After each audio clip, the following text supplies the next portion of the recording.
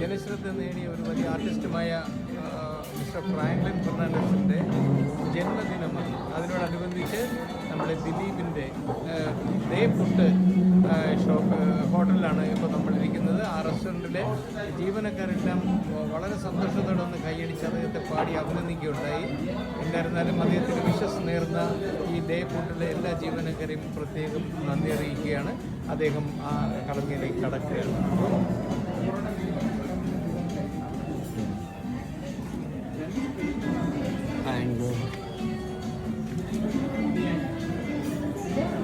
Correct പിടിക്കുക.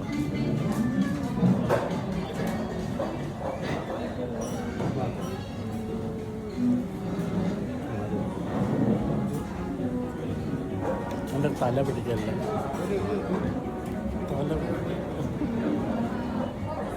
Thank you.